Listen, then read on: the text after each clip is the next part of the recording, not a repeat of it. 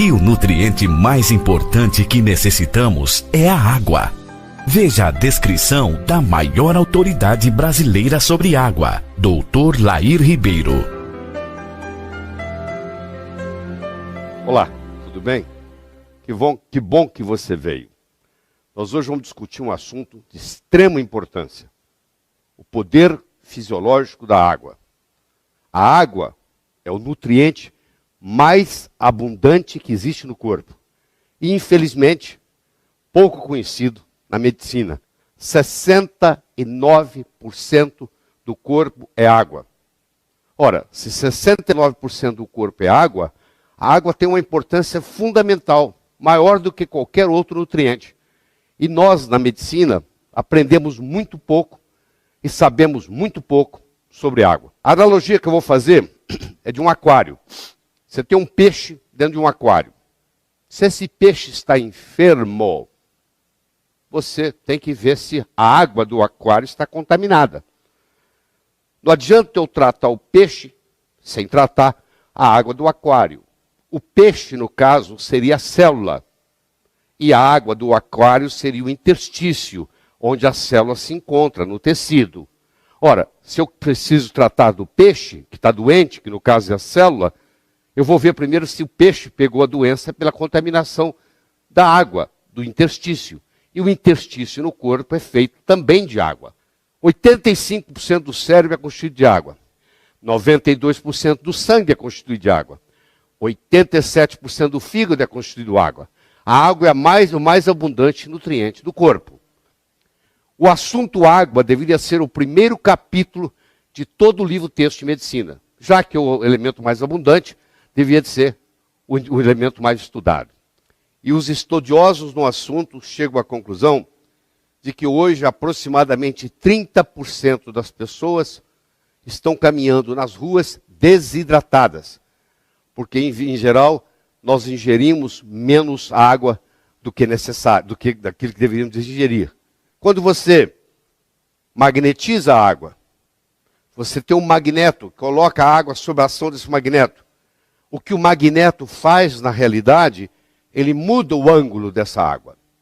E quando ele muda o ângulo da água, ele consequentemente muda o número de moléculas que se reúnem. Em outras palavras, eu posso criar uma água hexagonal, que seria a água ideal, seriam 6 moléculas de água juntas, de cada vez formando o que se chama um cluster, um aglomeramento, utilizando, por exemplo, ímãs. E às vezes você encontra no mercado dispositivos sendo usados para colocar dentro da água, para magnetizar a água. Então, quando estão tentando magnetizar a água, estão, na realidade, tentando mudar este ângulo da água, que o normal é 104,5. Os estudos mostram que a água hexagonal ela é muito mais benéfica ao corpo do que a água formada na forma de pentágono. Então, nas células cancerígenas, por exemplo, nas proteínas cancerígenas, tem muito pouco água hexagonal em volta daquelas proteínas. Predomina a água com 5 moléculas. E quando você faz um tratamento e melhora, ela vai passando de pentagonal para hexagonal. Ou seja, o ideal seria a água se posicionar de modo a formar 6 moléculas, formando um hexágono, formando um cluster. Como vocês estão vendo aqui, a água dispositivo aqui do oxigênio e do hidrogênio, os ciclos maiores sendo o oxigênio, os ciclos menores sendo o hidrogênio, e você vai vendo aqui que elas se colocam numa posição hexagonal. O doutor Moo-Sik John, que é um sul-coreano, uma autoridade em água no mundo, ele afirma que a água que circunda as proteínas anormais causadoras de câncer tem uma diminuição significativa do número de estruturas hexagonais. Então, hoje existe um incentivo, existe um estímulo em um paciente, por exemplo, cancerígeno, fazer com que a água dele se reestruture de uma forma hexagonal, e nessa reestruturação, na forma hexagonal, teria uma influência benéfica no tratamento do câncer, prevenindo metástase, etc. Então, existem trabalhos hoje mostrando que você pode fazer terapêuticas no corpo através da mudança da estrutura da água. Todas elas são H2O, mas a estrutura faz uma diferença. Para nós termos vida, temos homeostase, temos equilíbrio, nós precisamos da existência de oxigênio, para os seres aeróbicos, precisamos da existência de água, nós não ficamos sem oxigênio nem 3 minutos. Se faltar o oxigênio por 3 minutos ou mais no cérebro, nós já podemos ter lesões irreversíveis.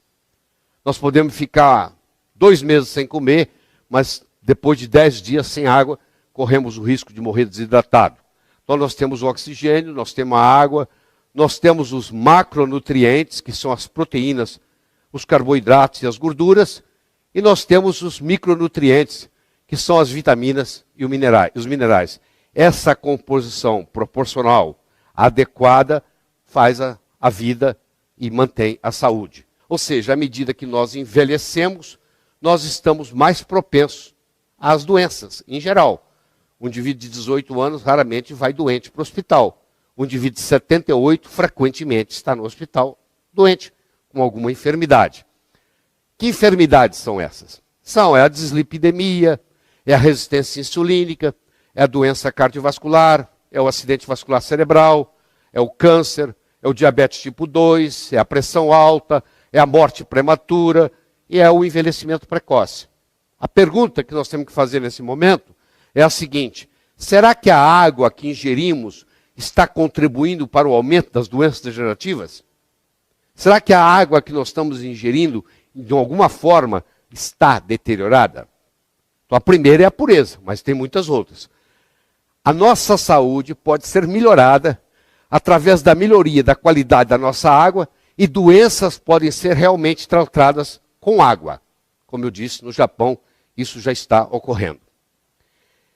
É 100 vezes mais difícil curar um organismo enfermo que preveni-lo de adquirir a enfermidade. Essa prevenção pode ser facilitada pelo uso correto da água. Se eu tomo muita coisa acídica, ácida, como o caso de refrigerantes, por exemplo, eu crio uma situação metabólica no corpo, onde os destruidores de ossos, que são os osteoclastos, são estimulados. E isso leva à osteoporose. Quem faz uso de refrigerante diariamente, a longo prazo, vai desenvolver osteoporose. A água magnetizada tem uma menor tensão superficial. Quando você põe a água no efeito de um magneto, você muda o ângulo, aquele ângulo que eu mostrei no começo, e, consequentemente, você muda o tamanho do cluster, o tamanho do aglomerado. Então, a água tem que ter pureza, tem que ter um bom pH, tem que ter um redox negativo, tem que ter uma boa condutibilidade e tem que ter uma baixa tensão superficial. Essa seria a água ideal. Essa água ideal é chamada de água ionizada. Ionizar significa ganhar ou perder elétrons. No caso, ela ganhou elétrons. Ela tem elétrons para distribuir. Por isso que ela é uma substância antioxidante. É a água que funciona como antioxidante, ou seja, não deixa você ter estresse oxidativo. Você toma ela 3, 4, 5 vezes por dia. Ela é alcalinizante, ou seja, à medida que você envelhece, você vai acidificando, ela rejuvenesce você. Ela tem que ser hidratante, ela tem que ter baixa tensão superficial para ela subir no capilar, e ela tem que ter a negatividade para ela fazer a desintoxicação, já que a maioria dos tóxicos tem carga elétrica positiva. Então, uma água potável de boa qualidade. Ela deve ter uma pureza filtrada sem retirar os minerais. Porque se eu retirar tudo, ela não tem condutibilidade. Ela tem que ter um pH pelo menos acima de 7,5. O ideal é ingerir uma água com pH 9 ou 10. Ela tem que ter um ORP, um redox negativo, para funcionar como antioxidante. Se ela tiver um ORP positivo, ela é oxidante. Ela tem que ter uma tensão superficial baixa, hidrata melhor, facilita subir no capilar mais. E ela tem que ter uma estrutura estruturada em microclusters. Ela tem que reunir em grupos de 6 moléculas de água, formando um hexágono.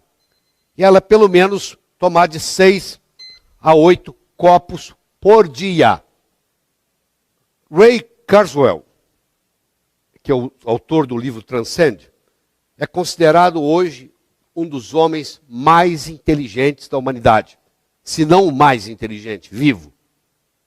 E ele tem no livro Transcend, ele tem uma afirmação que ele diz assim: a água ionizada é uma das coisas mais simples e mais poderosas que você pode fazer para combater uma ampla gama de processos patológicos.